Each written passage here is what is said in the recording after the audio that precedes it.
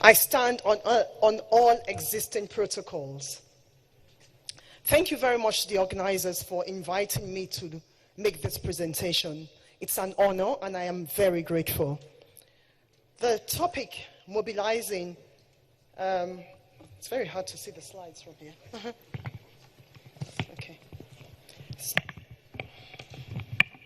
So the topic, mobilizing capital markets financing to fund Nigeria's economic growth, is one that fills me with a lot of excitement and hope for Nigeria's future. I will start by giving you an explanation of my background. It's in some detail, but I think it's relevant to what I'm about to talk about. So, I'm a lawyer by background. I hold a first-class law degree from University College London and a postgraduate degree from Oxford University. I'm a solicitor of the Supreme Court of England and Wales, managing partner of Radix, a legal and consultancy firm that is based in England. And I'm also a director of Akili, and a leadership and innovation initiative that is supported by Harvard University and the Massachusetts Institute of Technology. And it is geared at driving the success of African agribusinesses. I also co-chair the 100 Women in Hedge Funds in London, the 100 Women in Hedge Funds Legal Peer Advisory Group. Before now, I was a partner at Sidley Austin, an international law firm, vice president at Union Bank of Switzerland, and director at UBS Limited. I've also been, in terms of experience, I've structured and documented loads and loads of international finance transactions of a tune of over 100 billion US dollars. And my clients include international investment banks, development banks, and corporate and financial institutions. I've co-authored a few books, including one on practical derivatives, securities lending, and I also co-authored a report last year that was sponsored by the Nigeria-UK Emerging Capital Markets Task Force. And what we did was to look at initiatives that will deepen the Nigerian capital markets. The reason I've gone into this detail about my background is that I understand the perspective of the international investors that we are trying to attract to Nigeria. I also understand the dynamics of the Nigerian markets.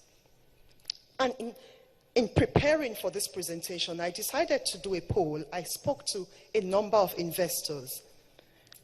Some I know who are already active in Nigeria, and some who consider Nigeria still too hot to handle.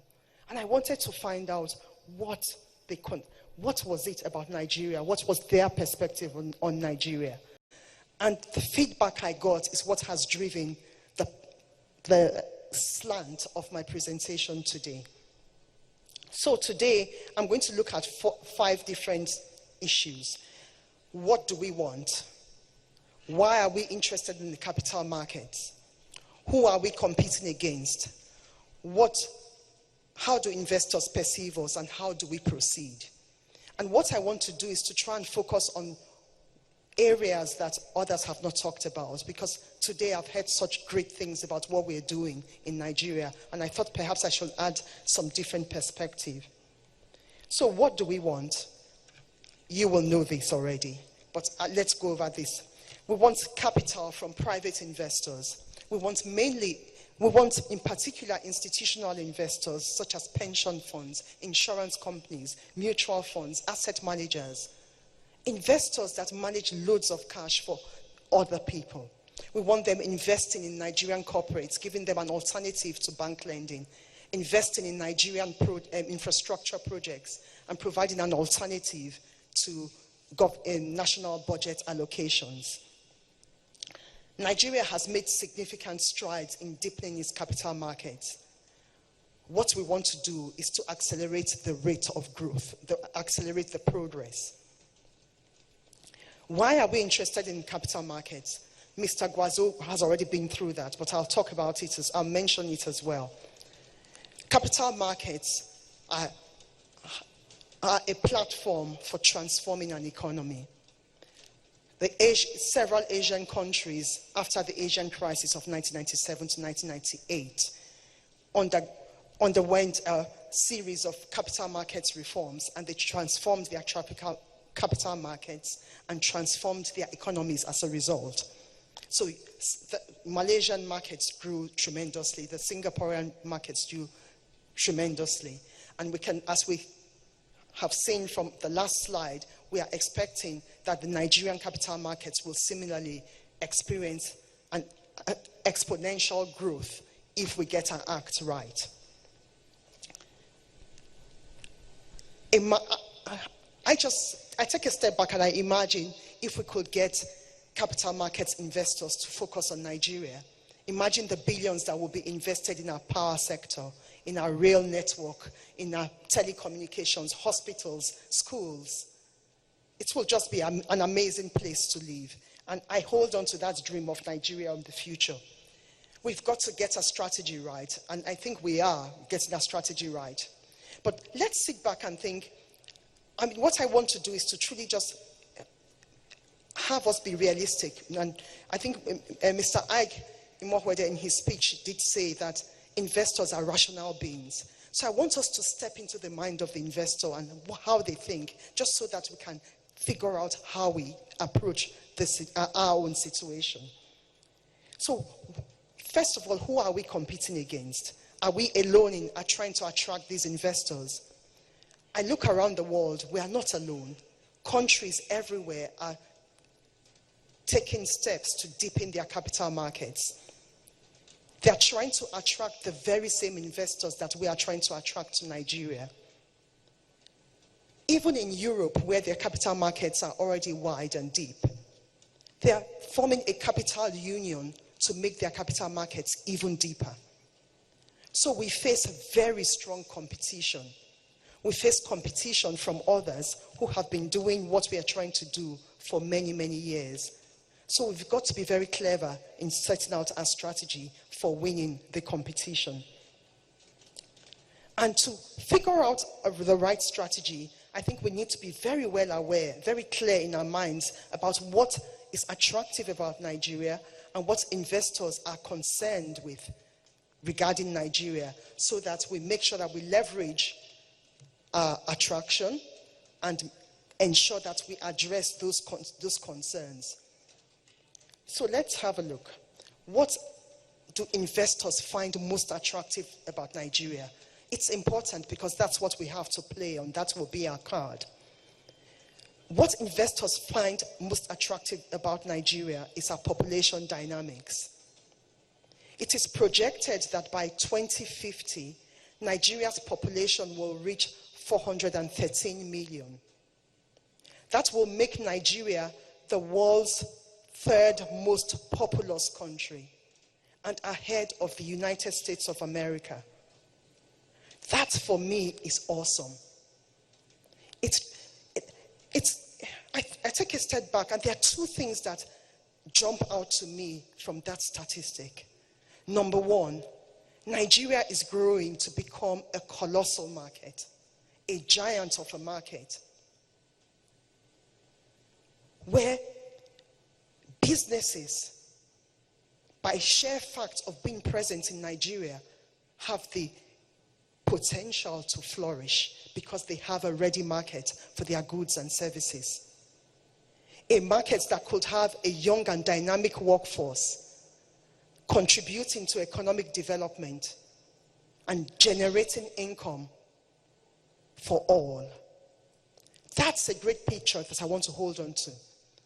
The second thing that I think is awesome about that statistic is that if we have a working population that transitions into the formal sector and is contributing to pensions, our pension funds will become titans among pension funds.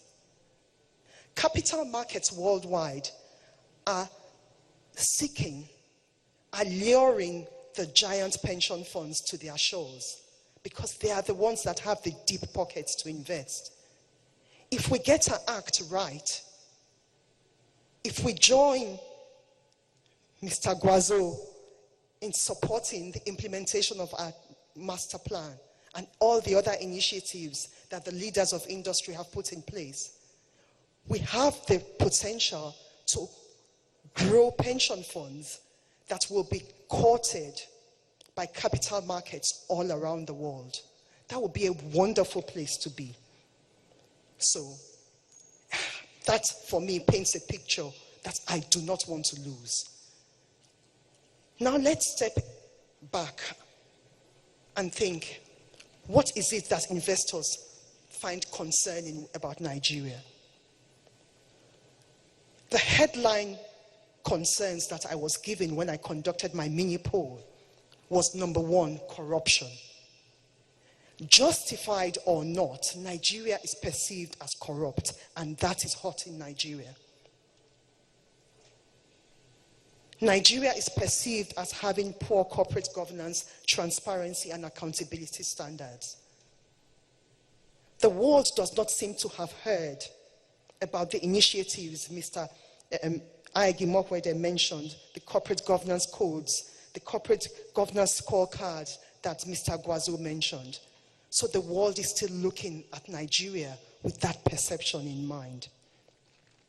There's concern about the lack of respect for rule of law. They fear that business agreements may not always be enforced. They fear for security, personal security, and security for their property. So I take a step back and review and just assess the feedback I got from investors and think, how does this impact on the position of Nigeria? And two pictures come to me. I have one reason to be excited and joyful, and I have a reason to be scared. What if we get it right? What if we get our capital markets plans right and we manage to attract investors to Nigerian shores? Nigeria will be prosperous.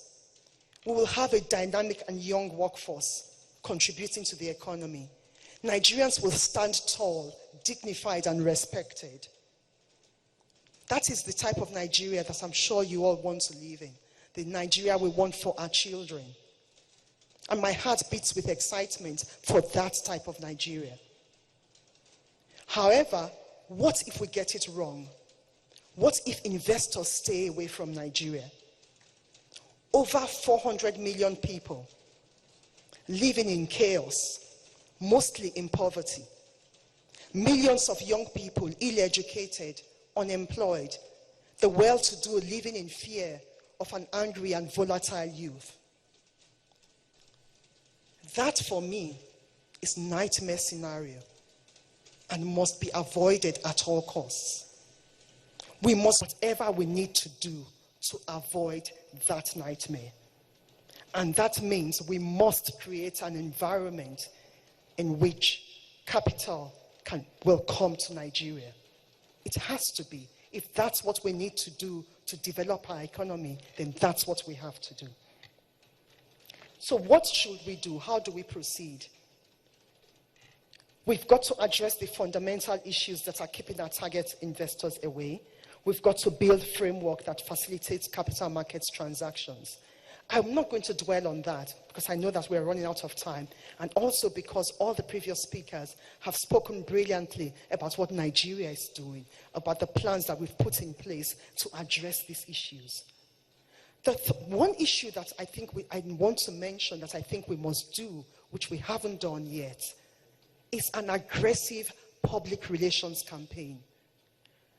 Once we are confident that we are on the right track and we are doing what we need to do to attract capital markets investors, to ensure that capital markets investors will thrive in Nigeria, we've got to tell our story. We've got to tell our story to the international community in a way that inspires trust and confidence.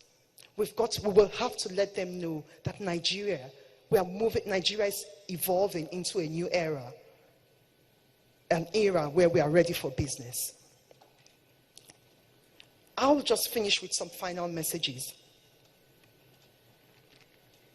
Accelerating the growth of the capital markets is no longer an option, it's an imperative. So all individuals that have been called upon to play a role in this, it's a national duty. Integrity, transparency, and accountability is the key that opens the door. It will unlock all of the opportunities. In my view, it lies at the heart of any capital markets that will thrive. As we speak, investors and experts are willing to join us in the building process as part of a strategic alliance. Not aid. Nigeria does not want aid, but we want strategic partners who will form business, who will join us in building as a valid and viable business arrangement. To our leaders here today, leaders, the parliamentarians, leaders of industry, I believe that you have an opportunity to write your names in Nigeria's history books. And I know you, not only can you do it, you are doing it, and you will do it. And for the rest of us here present, I think we must all take personal responsibility for where Nigeria is at the moment, because for all of us, by participating in the system, we either are responsible either by what we have done or by what we have failed to do. And so we must now take responsibility for moving Nigeria to the next stage. Over 30 years ago, when I left Nigeria to the UK, it came to me as a big shock that because I was black, I may be thought about as less able. And I used to say to myself, the world does not know the caliber of Nigerians I went to school with, the caliber of Nigerians I know. And those Nigerians are the Nigerians I see in the room today. I know that we can transform our capital markets because we are doing it. And I will leave you with a quote from Napoleon Hill, which is a favorite quote of mine. Whatever the mind of man can conceive and believe, it can achieve. Thank you very much.